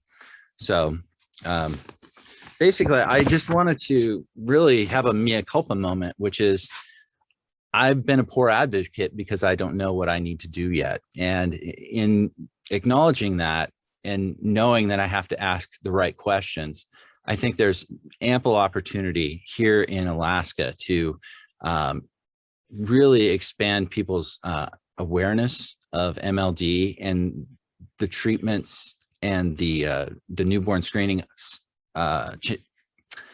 opportunities that will be coming down the pike for Alaska. I think this is a really good place to actually have community buy-in. And in my experience, not enough people know about the disease. And so really that's the first step in my advocacy journey that our family is going to take together as COVID has kind of passed us, and we're no longer having to do jabs anymore and test our patients all the time. So really my advocacy journey will begin this fall, and I plan on going to a few tribes and a few tribal health organization meetings that I'm associated with through my work in the tribal health system, and start sharing with people what the disease is, and asking the questions, or what should we do about it here in Alaska? And I think there's lots of opportunity to have discussion with providers and tribal leadership. And I really thank Cure MLD for bringing me here and just saying, hey, I'm a redneck. I'm out here in the middle of nowhere. I don't know what I'm doing, but I love my son and I want him to be with me and do this journey of advocacy together, because he deserves it. The children deserve it. And if we put our heads together for our kids, we can certainly make something happen. So that's it. I don't want to take up any more time. It was I'm probably already busted my time limit. So thanks very much. I really appreciate you listening to me. And yeah, I'm honored with your time and your prayers. Shanann. Thank you, George, for inviting us into your life and into your beautiful land. You know, as you navigate the advocacy for Ronan, let us know as a community how we can help support you. We're in this together. Thanks. All right, we are going to shift gears into the second part of today. This is where I'm going to ask everyone who is speaking today to turn on your cameras if they're off, and we're going to talk in an informal panel. We've come together with some questions that we think may be of interest to people, and I'm going to both target some individuals that I think might have particular things to share, but they're not meant to be exclusive. So please speak up if, even if you're not the one that gets called on. All right, it's supposed to be very informal. And then after we go through this short list of questions that Maria had selected from before, please put in any questions that you have in the chat. We'll get to as many as we possibly can. All right. So I think first and foremost on everyone's mind is how to get started in this journey of advocating, particularly in a system where advocating has been difficult. And an unfortunate part of advocating is always money and fundraising. And I know some of our panelists have been particularly successful at leveraging financial supports. And so I wanted to ask April to talk a little bit more about your experiences on fundraising and finances. Absolutely. I hate talking about money. I feel like this is the uncomfortable part. However, one thing that I've found in our journey is it's a lot easier for us sometimes to shine a light on other people and what they're going through. A lot of you probably feel the same way. It's like, oh, I don't want anything, I don't need anything, but let me tell you about this family that you need to hear about. So I feel like that's one of the ways that we all sort of build up each other as well. I think the thing with MLD is this: we all know about this disease, that we are sort of at the mercy of MLD, and we are doing everything that we can. I loved the OT list of things that we need to be working on. I took a picture of it. I'm like, okay, all right, let's do all this. We know the small things that we can do to battle against it. But for many of us, we have so many witnesses around us that are saying, I just want to do something and I don't know what I can do. And they'll say really kind things like, well, can I come and just sit with Charlotte while you go out and run errands? And it's like, that's very kind, but no, there are things that go on that are just, I appreciate the offer, but no. And one of the ways that people can feel like they're helping us out is to help with fundraising efforts. And so I would just encourage everybody watching this to not be closed off to it, because it is a way for people to tangibly help you out, even though they may not be able to help us out in other areas. Recently, when I've done some fundraising efforts, I think the biggest thing that I've tried to do is inspire immediate action, because I think we as humans have great intentions, but we have a lot of distractions. So a lot of times I say, when doing fundraising, turn in your $5 or $7 that you would spend on a latte this morning and just do that. Literally just do that. And that will sometimes inspire immediate action. So it's pretty amazing what people will do if you just provide them the platform. Well, I took a lot of takeaways from that, but I like the idea of creating a network of advocating for each other. I would imagine it's more difficult to say, I need this, versus it's very easy to do that same fight for someone else. And so creating this network of people that support each other is a lovely idea. Kendra, I think that you get the gold medal of fundraising. You guys did an amazing job of raising an incredible amount of money in a very short period of time. I'm sure there's a lot of families out there that would love to hear how you mobilize so many people to care so deeply about something they had never heard of before. Yeah, it was a daunting task for sure. To get to Italy, we weren't part of the clinical trial because the clinical trial had closed. They gave us the option of having that treatment for Kira on compassionate use, which meant we had to pay for the treatment out of pocket, hundreds of thousands of dollars, not to mention the cost of moving our family there for 5 months and paying for lodging.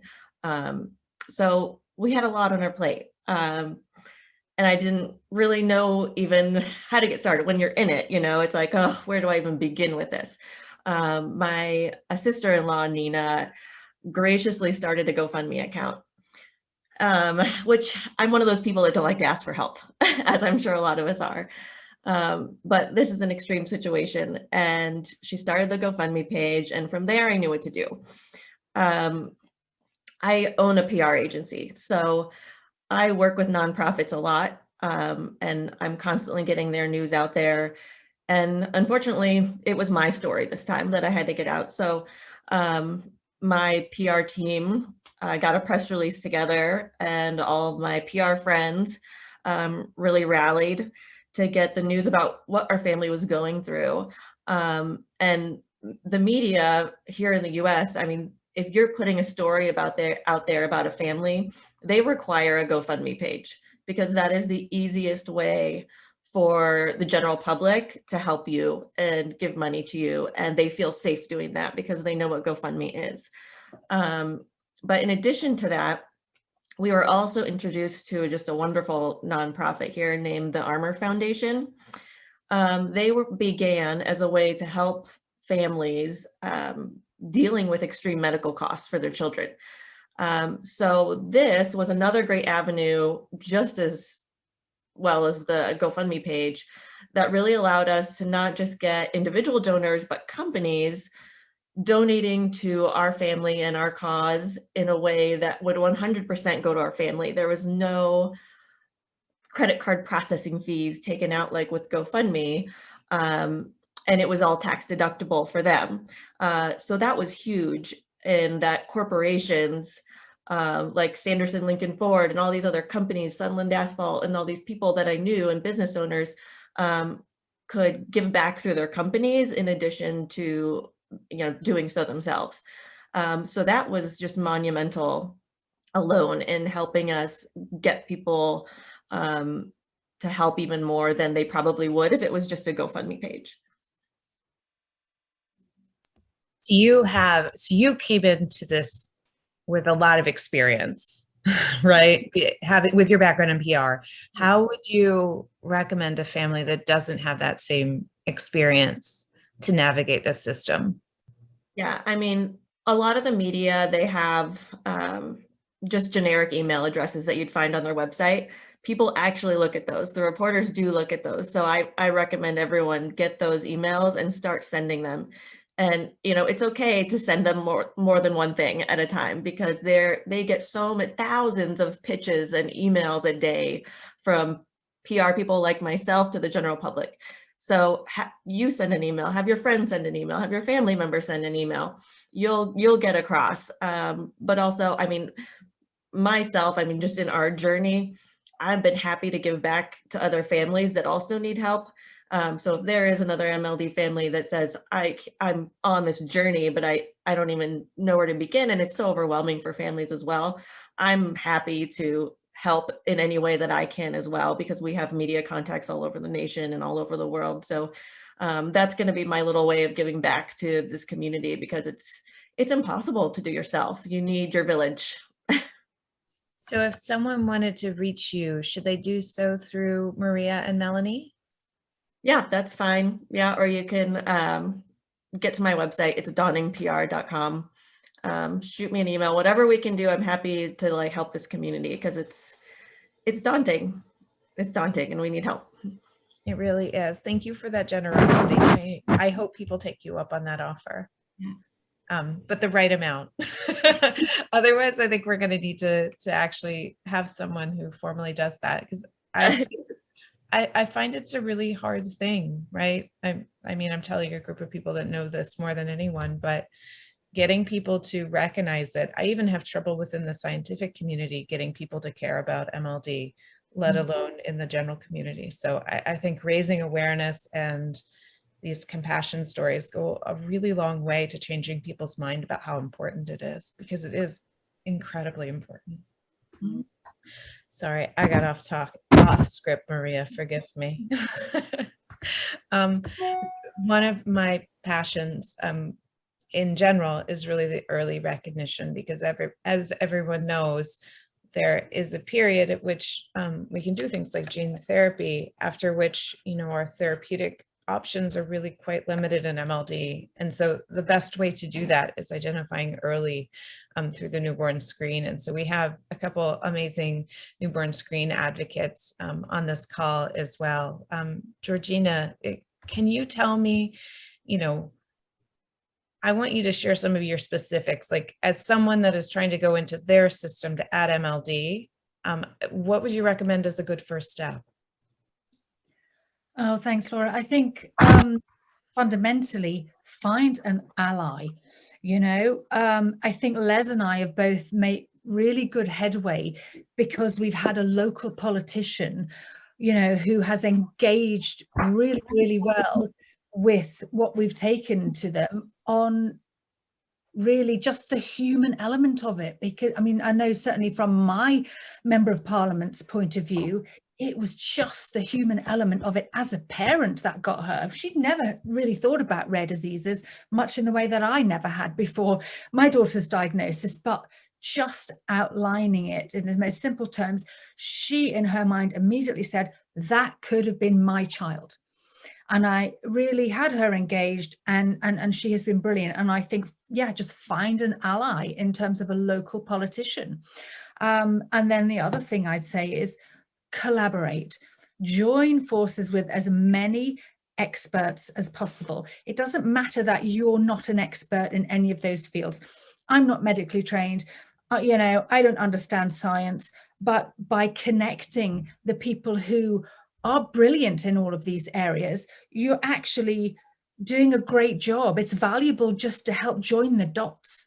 You know, the fact that we now have validation of the MLD test kit happening in a laboratory in the UK is only because of brilliant collaboration from a fantastic scientist, you know, in America, Professor Michael Gelb, who developed a screening methodology for MLD.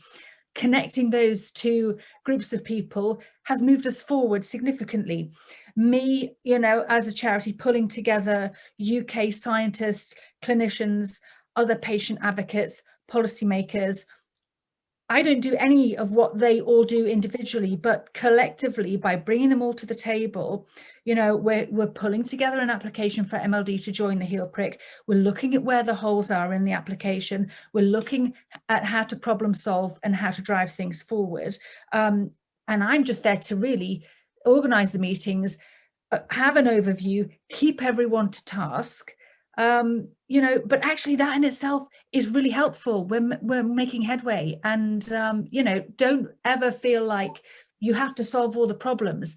But even if you do one thing, like connect other people or make a huge noise, you know, in the press, it's all valuable. Thank you. And Les, I know you have gone through this as well. If someone's starting out and interested in bringing MLD newborn screening to their region, what would be a good first step in your mind? I think, like George just mentioned, sorry, my connection actually died there for a moment, so I missed a little bit of that. But really what I did is just thrust myself into it. And I suppose not a clinician or an expert in the health field or the advocacy kind of world, I suppose, but I could see the truth in what I was saying, and I learned very quickly that as a father of two terminally ill children, people listened to what I had to say with respect, you know, and I leveraged that, and I tried my best to inform myself, you know, all the while, you know, explaining, you know, I'm not an expert clinician or anything like it, but I can see truth when I can recognize truth when I see it, and recognize where progress has to be made. And I'm speaking all my decisions really when you have a kind of a modus operandi of making decisions based on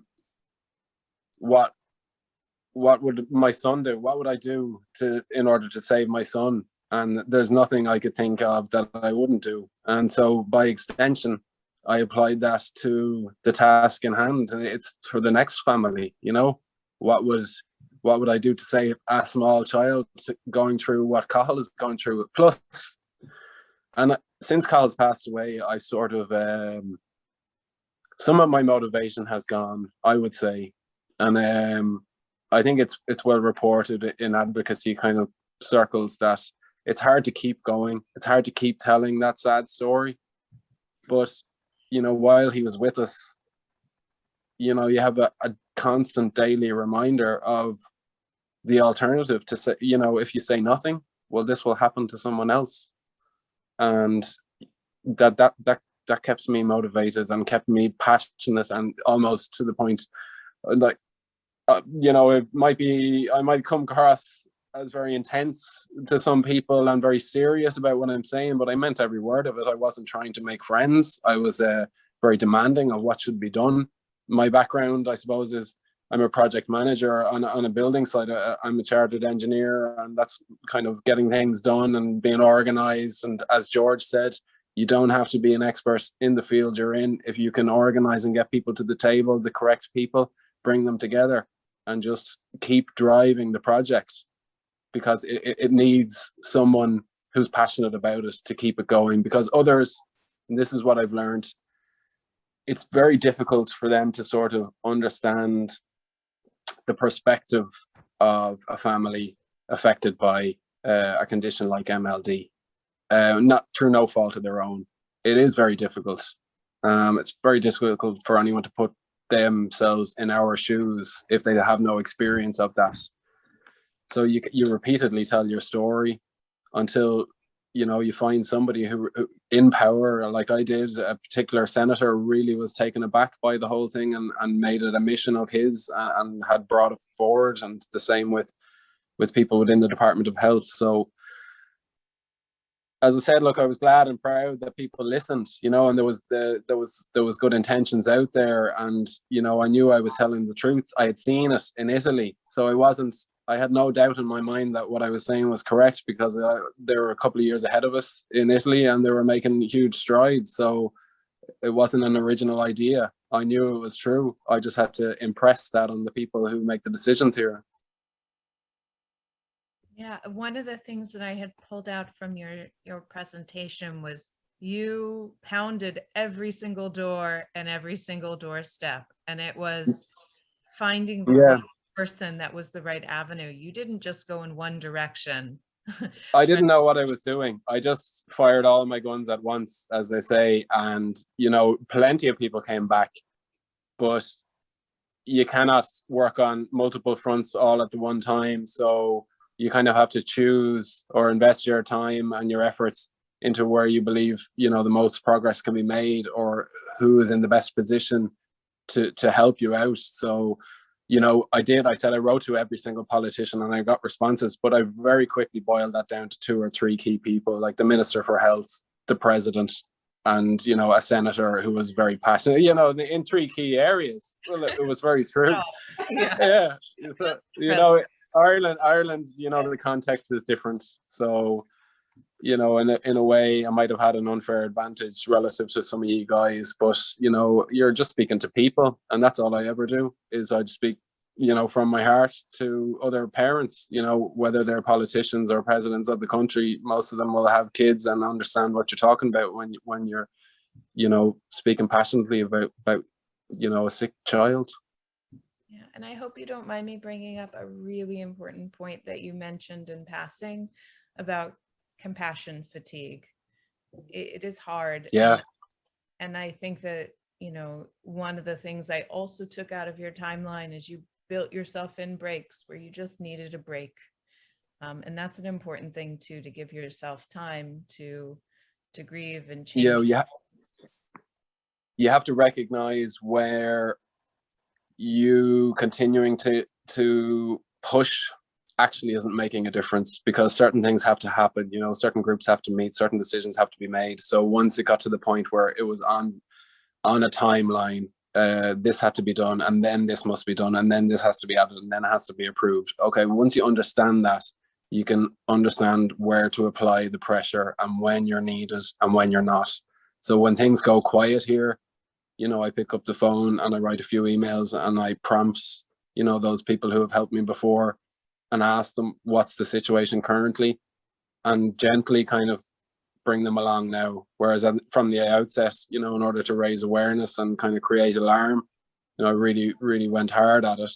But once it had been adopted as on the agenda items of the people who make the decisions, I was content enough with that. And you have to accept the facts that these things take a long time and they're very complicated, and understand where your role in that is. And then it becomes more manageable and more, easier to kind of cope with the stress of and the upset of telling you. So I'm upset now, and I was upset listening to the other speakers, and it happens all the time. I knew that would be the case. So I have to work myself up into to doing these things, and then, you know, allow myself a little while to kind of calm down and revert back to some sort of normality again. So it is tough. Yeah, well, thank you extra for sharing your story. I'm going to take some of those ideas and pivot a little bit and ask Kendra. I think part of moving forward the field is research. As a clinician scientist myself, I'm biased, but you know, I think that's where we're going to make new discoveries and understand this in ways where we can help more children in different ways. And I know, Kendra, putting that fire in someone else through research has been one of your main passions. Can you tell us a little bit about how you found someone interested in doing research and kind of moving forward the MLD field from a novel direction? Yeah, I mean, we were very, very lucky, honestly. It didn't take a whole lot of work on my part. And advocating for different things is something I did want to, and still do want to do more of. In the throes of it. As far as, you know, traveling with your special needs child and having to explain to the flight attendants this and that and blah, blah, blah over and over again. Oh my gosh, how much you have to advocate for your child to get literally anything done for them. We could have a whole other conference about that. But I was lucky enough that our neurologist, Dr. Naranyan, he is the head of pediatric neurology at TGen, which specializes in rare diseases. He was extremely inspired by our story that we did genetic testing prior to having children, really just on a whim. We had no knowledge of MLD in our family, no rare diseases. My OBGYN just happened to say, hey, we have this test that can look at 100 rare diseases. Do you want to do it? And we said, sure, why not? Better safe than sorry, right? So took the test, which included MLD, and it came back negative. And he was just astounded by this when we got the girl's diagnosis. We looked back at the test. I had the papers here in my office, and yeah, sure enough, it said negative. So he did some research into it and found that the company that was doing that at the time, called Council, actually only tested for the 5 most common MLD gene mutations. And of course, ours is more rare. So that's why it came back negative. And he, of course, said, I would hate for this to happen to any other family, as would I.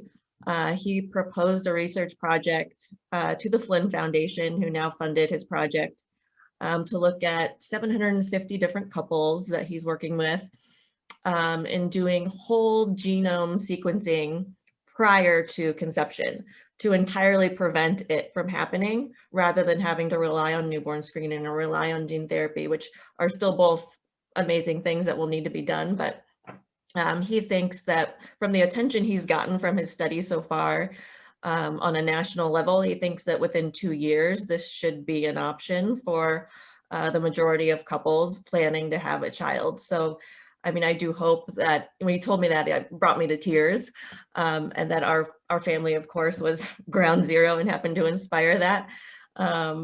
Was amazing. And I truly hope he's right. He's doing amazing work, and the things they do at TGen are just astounding. So we're really hopeful that his work continues, and this does become something that is offered nationwide. I'm not quite sure what else I have to do for that, but I'm going to do it, and I'm tell my story to whoever I can. So whoever I can inspire and get more work going, I plan to do so. But yeah, I really have to credit Dr. Naranyan. He's wonderful. He sounds awesome. Thank you. We're going to change gears and talk about the role of MLD advocacy in diverse populations, and that, you know, our ultimate goal on paper is to include everyone and have everyone have equal access to everything. But I think how we engage with different communities really is a very regional and a very, in some places, very local decision. And so I want to open up to both George and Aaron to kind of let me know and tell us about your journey in a culture and in a region that engages with the medical system in a very different way than a lot of other places does.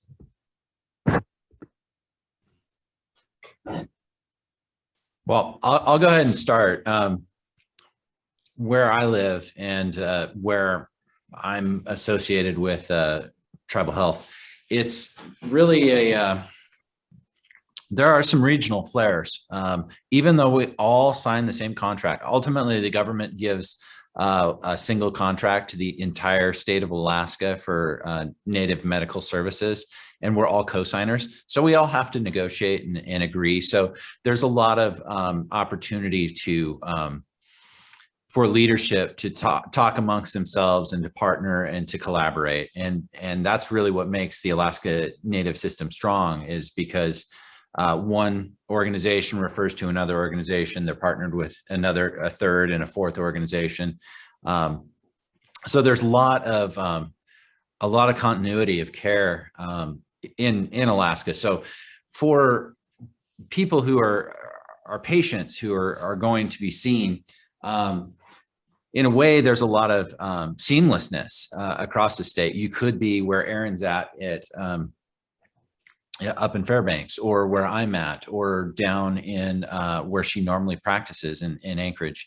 And if you're a patient, your electronic health record is actually accessible in all those locations because it's identically the same access point. It's the same medical record. So the challenge with advocacy on a specific, in a specific region, is that you're going to have to find the decision makers of that region. Usually there's an elder and a tribal leader that are partnered together and make decisions for a particular community or a particular region or a particular people group. If you're from the United States, you know, there's a pretty big difference between somebody from Boston and somebody from Louisiana or Texas, or it's similar. There's regional flavors. Different language sets, slightly different value systems. So really, you just got to find the in. And I think to do advocacy appropriately in Alaska, you really need to find somebody on the inside, somebody who's already in that community. You can't be coming from outside. You can't be coming from outside and really get traction unless you are just supplementing what somebody there in the community is already saying, which is, hey, we need newborn screening. We need to put it in our hub community. We need to put it in we need our health aides to understand, oh, this is a challenge. We need to get the word out to all the patients, new young mothers, hey, people who are getting prenatal services, all those things. So yeah, that's, oh, beautiful. That's really what it is you need to find somebody on the inside. Yes, I think supporting from within, and rather than coming in and saying, this is how I did it in my community, you'll do it the exact same way. Mm-hmm. Yeah. And there's lots of communities in Alaska, lots of different communities, lots of flavor. I agree. It's a challenge, but you know, if anyone knows of wanting support, please let them know that we're here to help support them in any way we can. Erin, what about your perspective? Yeah, I mean, I just want to echo George, and I appreciate his sort of breadth of knowledge of the whole system. You know, I work at SCF, so we kind of are an umbrella for everything, but the most effective way I have found to work in a very large healthcare system is to get a family talking, have them fill out the feedback survey and send it up the chain, and then all of a sudden things come back down the chain.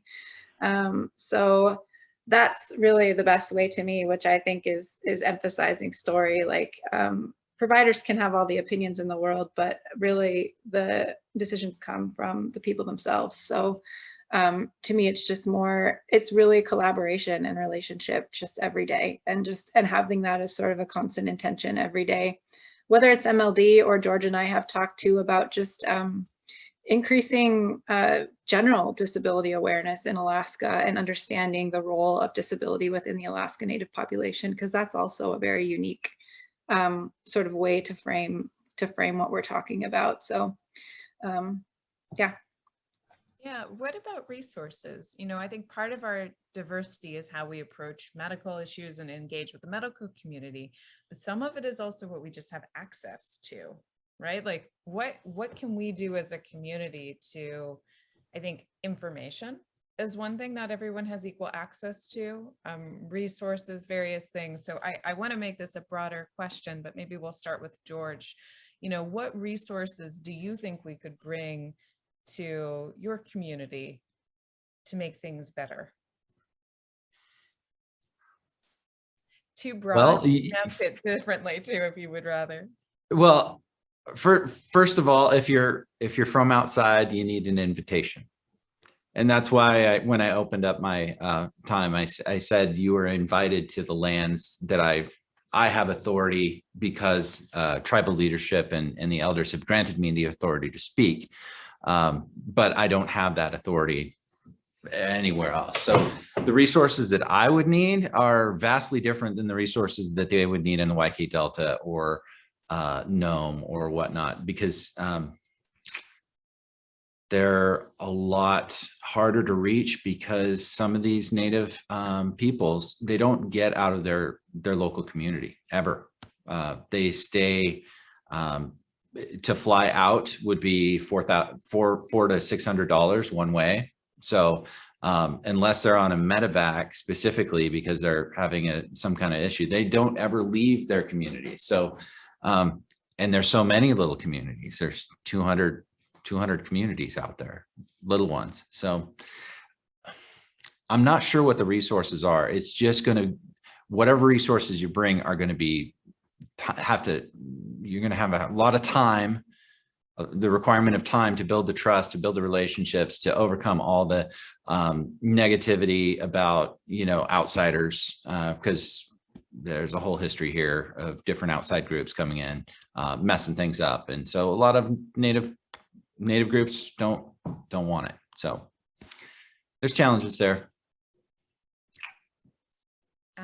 My goodness, we have done 2 hours worth of talking now, if you can believe it. And I'm going to cut the question and answer session short just because I know we have another half a day to go. I'm so appreciative of everyone for sharing your stories and experiences. I have learned so much and it has just been a pleasure. Maria, I'm going to hand it over to you now. Thank you. That was a breathtaking presentation. Dr. Edang did a marvelous job, but I'm just getting these notes in private chat, like, these are the most amazing people I've ever seen in my entire life. And I think that there's actually a little bit of intimidation going on in the community where people, well, I'm not going to be able to call the president. And I'm not going to be able to make friends with a member of parliament. So I want everyone to kind of take a deep breath and realize that we all have tremendous talents and capacities, and we're just starting the conversation today. So don't be kind of intimidated by these remarkable people because they started out in baby steps. They are ridiculously modest, all of them, but they did not just suddenly burst onto the scene and show up in Parliament. It took some time, and we've been having these amazing conversations for many years. So unfortunately, I know we could keep going all day, but we have another exciting presentation coming up. So this is